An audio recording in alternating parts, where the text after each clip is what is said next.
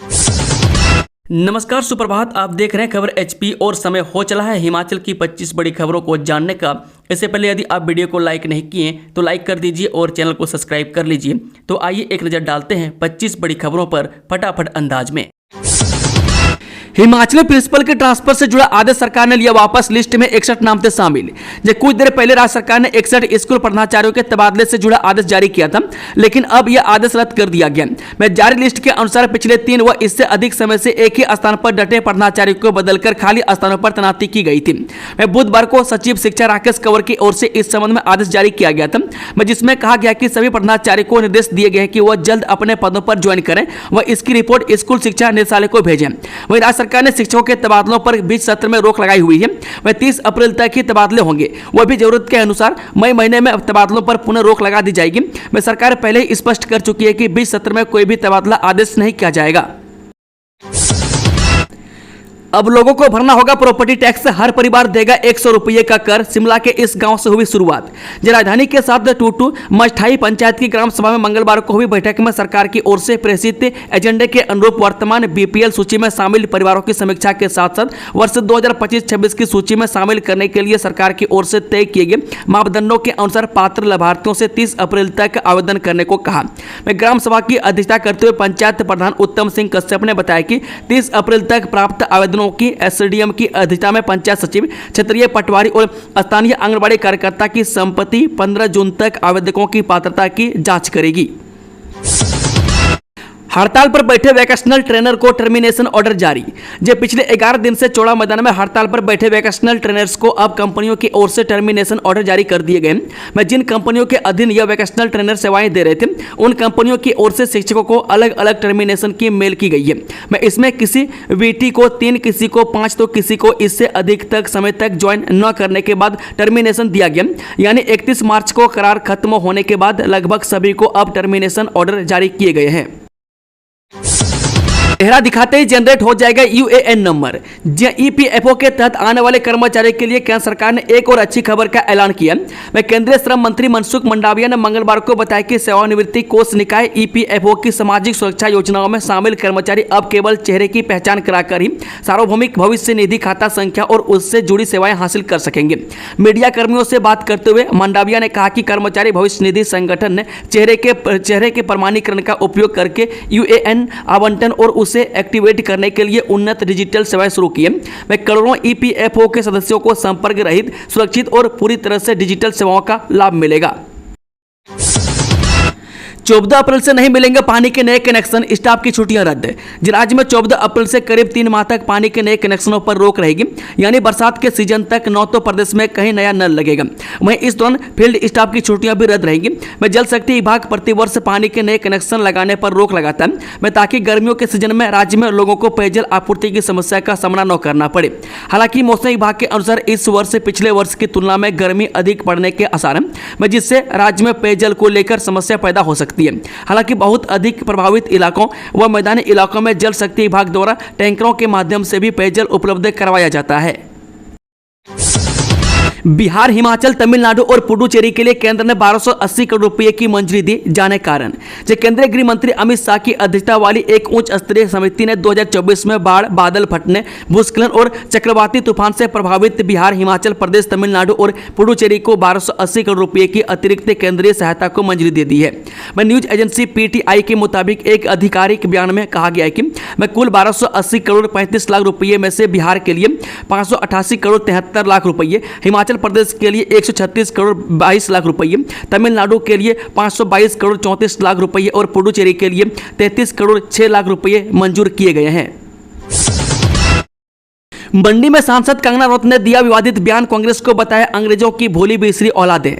BJP सांसद कंगना रनौत अक्सर अपने विवादित बयान के लिए जानी जाती है। एक बार फिर से कंगना रनौत ने मंडी में कांग्रेस पार्टी को लेकर विवादित बयान दिया, जिस पर सियासी बवाल मचना तय माना जा रहा है। दरअसल मंडी दौरे पर पहुंचे कंगना रनौत ने कांग्रेस पार्टी को अंग्रेजों की भोली बिसरी औलादें बताया।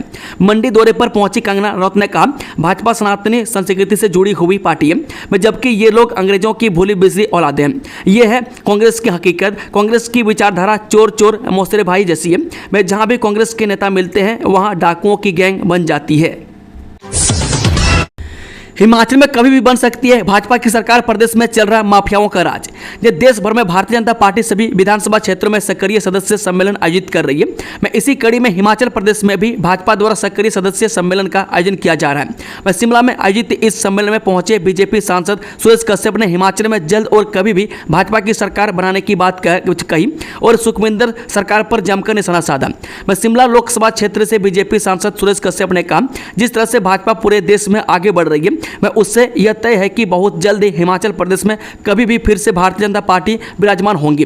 मैं क्योंकि वर्तमान सरकार इस प्रदेश को लगातार कर्ज में डुबाने को पूरी तरह से जुटी हुई है। मैं सुखविंदर सरकार ने 1 लाख से ज्यादा करोड़ का ऋण ले लिया है। वहीं विकास के मामले में सुक्खू सरकार एक भी नई ईंट लगाने में नाकामयाब रही है। एमआरपी से ज्यादा दाम पर बेची शराब तो सील होगा ठेका, 20,000 तक भरना होगा जुर्माना। जो हिमाचल प्रदेश में सरकार ने शराब के लिए मैक्सिमम रिटेल प्राइस तय किया। में ठेका संचालकों द्वारा मनमाने दामों पर शराब बेची जाती थी, में जिस पर रोक लगाने के लिए सरकार ने एमआरपी तय कर दिया। में शराब के ठेकों पर अब एमआरपी से ज्यादा कीमत वसूलने वाले ठेका संचालकों को भारी नुकसान उठाना पड़ेगा। अगर एक्साइज विभाग के पास इससे संबंधित कोई शिकायत आती है तो विभाग द्वारा 1 दिन के लिए ठेका सील कर दिया जाएगा। में इसके अलावा 15,000 से 20,000 रुपये तक जुर्माना भी संबंधित ठेका संचालक को लगाया जाएगा। हिमाचल में 2 साल का अनुबंध पूरा करने वाले कर्मचारी होंगे रेगुलर, अधिसूचना जारी। जी, हिमाचल में हजारों अनुबंध और दैनिक वेतन भोगी कर्मचारियों के लिए राहत भरी खबर है। राज्य सरकार ने 31 मार्च 2025 तक 2 साल का अनुबंध कार्यकाल पूरा करने वाले कर्मचारियों को रेगुलर करने के आदेश जारी कर दिए। इसके अलावा इस अवधि तक 4 साल की सेवा पूरी करने वाले की दैनिक वेतन भोगी और आकस्मिक भुगतान यानी कि कॉन्जिजेंट पेड को भी नियमित किया जाएगा। मैं इस बारे में कार्मिक विभाग ने अधिसूचना जारी कर दी है। नए वित्त वर्ष में इसका लाभ हजारों कर्मचारियों को मिलने जा रहा है। वह प्रदेश के कर्मचारियों ने सुक्खू सरकार के फैसले का स्वागत करते हुए खुशी जाहिर की है। हिमाचल में इलेक्ट्रिक वाहन चालकों की दूर होगी टेंशन, प्रदेश भर में 402 जगहों पर स्थापित होंगे इलेक्ट्रिक चार्जिंग स्टेशन।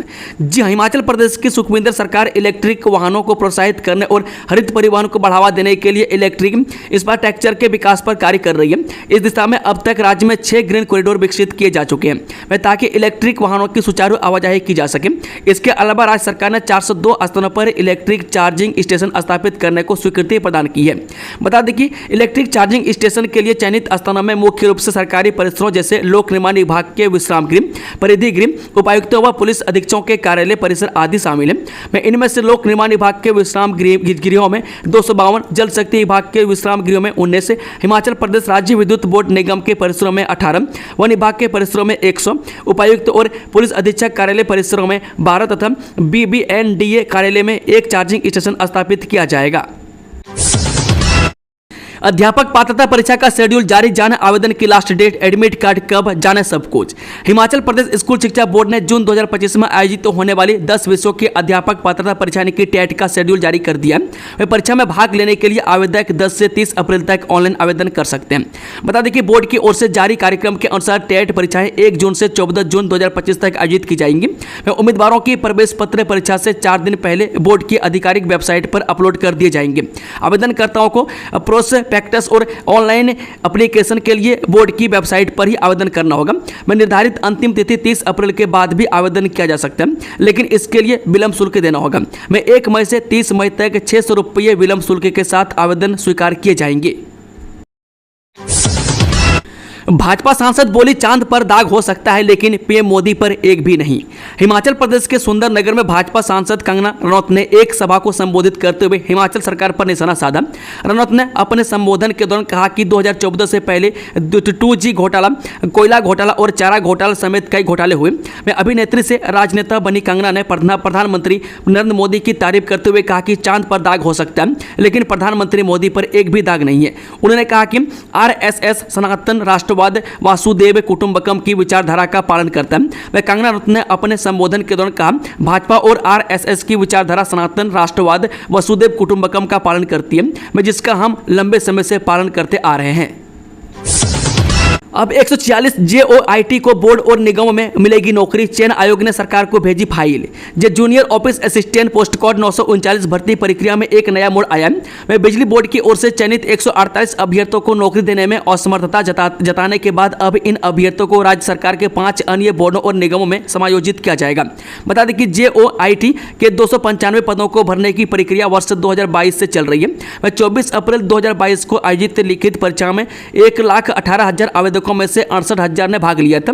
हालांकि दिसंबर 2022 में पेपर लीक का मामला सामने आने के कारण इस भर्ती का अंतिम परिणाम लगभग 2 वर्षों तक घोषित नहीं किया जा सका।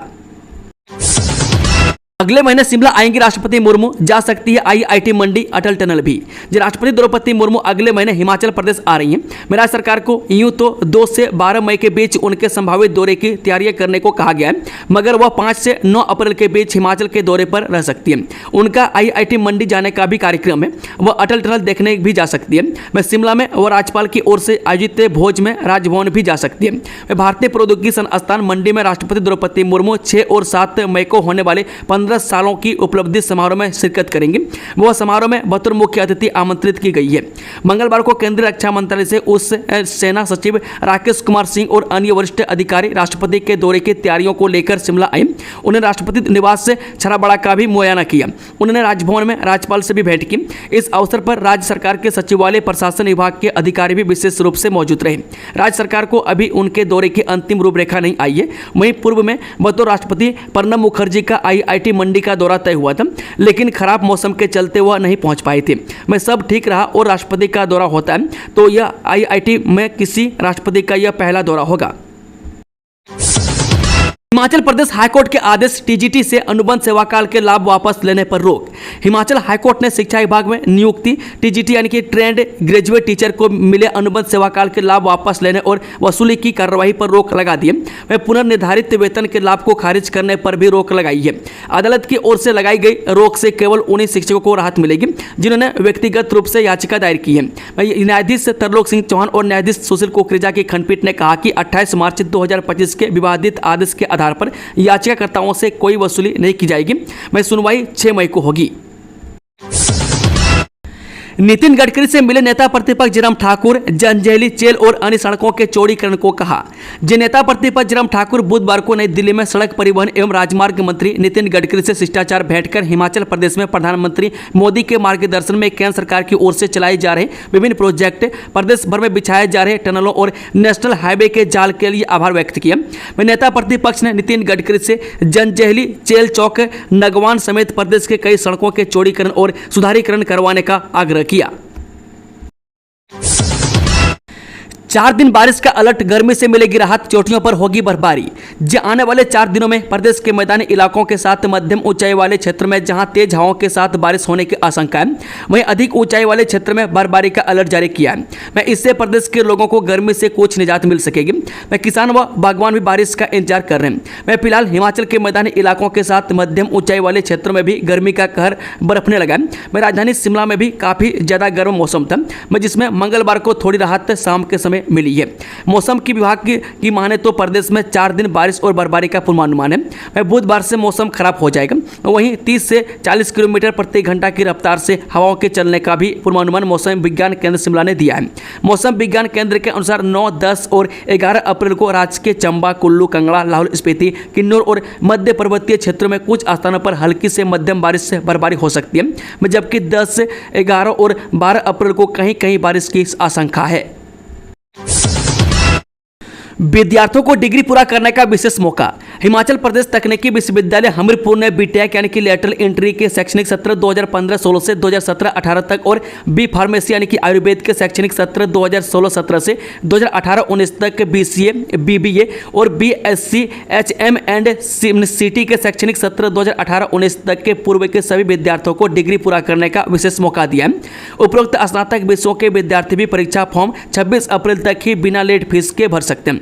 इसके अलावा स्नातकोत्तर विषयों में एम फार्मेसी के शैक्षणिक सत्र 2015-16 से 2020-21 तक, MCA के 2018-19 व इससे पूर्व के सभी और MBA पर्यटन, MSc भौतिक व पर्यावरण विज्ञान के 2020-21 व इससे पूर्व के शैक्षणिक सत्र के सभी विद्यार्थी परीक्षा फॉर्म भर सकते हैं, जिनकी डिग्री किसी न किसी कारण से पूरी नहीं हो पाई है।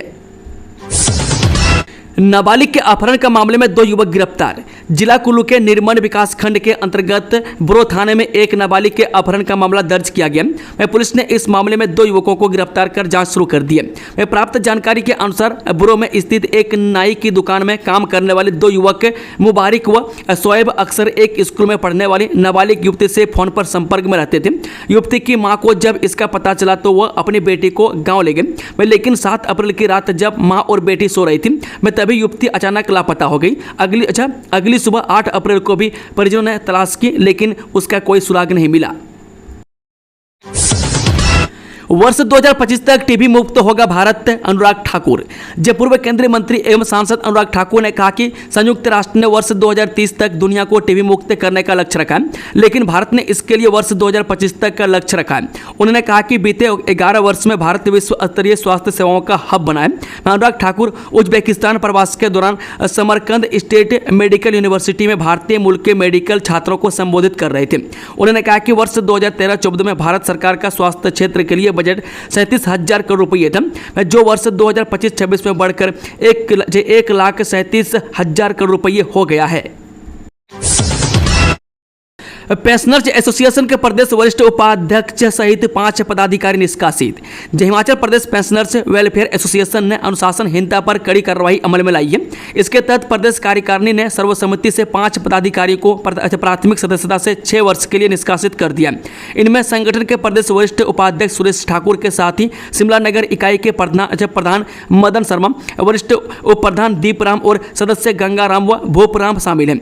एसोसिएशन के प्रदेश अध्यक्ष आत्माराम शर्मा ने बुधवार को शिमला में आयोजित पत्रकार वार्ता में यह जानकारी दी। उन्होंने कहा कि एसोसिएशन की प्रदेश कार्यकारिणी की बैठक बीते दिन कुनिहार में संपन्न हुई और इस मुद्दे पर विशेष रूप से चर्चा हुई कि वरिष्ठ उपाध्यक्ष सुरेश ठाकुर की गतिविधियां काफी समय से संगठन की मूल भावना और एकजुटता के खिलाफ चल रही है।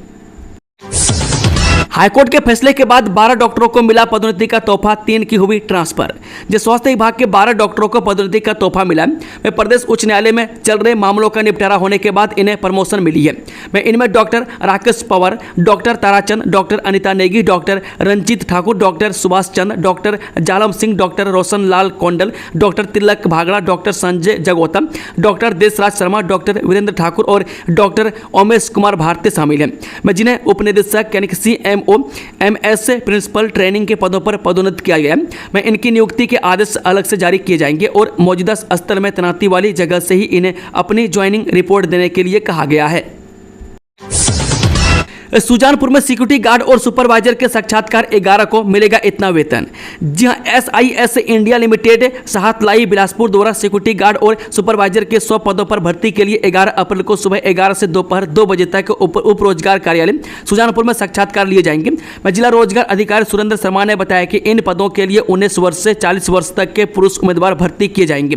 10वीं फेल या 10वीं पास अथवा इससे अधिक शैक्षणिक योग्यता वाले उम्मीदवार जिनकी लंबाई कम से कम 168 सेंटीमीटर और वजन 54 से 95 किलोग्राम के बीच हो, इन पदों के लिए पात्र हैं। चयनित उम्मीदवारों को मौके पर ही ऑफर लेटर प्रदान किए जाएंगे तथा इन्हें 16,500 रुपये से लेकर 21,000 रुपये तक मासिक वेतन एवं अन्य सुविधाएं दी जाएंगी।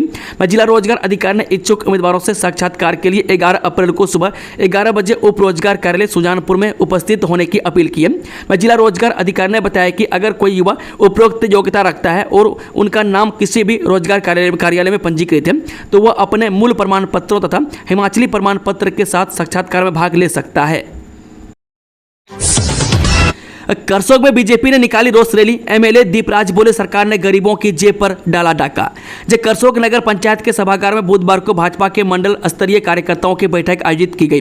बैठक में बतौर मुख्य अतिथि नाचन के विधायक विनोद कुमार ने शिरकत की। इसके उपरांत करसोग भाजपा ने विधायक दीपराज के नेतृत्व में प्रदेश सरकार की नीतियों के खिलाफ एक रोष रैली निकाली, जो पुराने बाजार से SDM कार्यालय तक पहुंची। रैली के दौरान भाजपा कार्यकर्ताओं ने प्रदेश सरकार के खिलाफ जमकर नारेबाजी की। विधायक दीपराज ने कार्यकर्ताओं को संबोधित करते हुए कहा कि प्रदेश की कांग्रेस सरकार जनता विरोधी सरकार है, जो अपने चुनावी वादों को निभाने में पूरी तरह से विफल रही है। इस महत्वाकांक्षी सरकार ने गरीबों की जेब पर डाका डाला। टैक्स और कर्ज के बोझ ने आम जनता का जीना मुश्किल कर दिया है। शिमला नगर निगम ने उठाया बड़ा कदम, अब स्थानीय लोगों व पर्यटकों को अपने वाहनों में रखना होगा डस्टबिन। जी शिमला नगर निगम ने शहर में गंदगी फैलाने की समस्या को रोकने के लिए एक नया कदम उठाया। अब शिमला में सभी पर्यटकों और स्थानीय लोगों को अपने वाहनों में कूड़ा एकत्र करने के लिए एक डस्टबिन या थैला रखना होगा।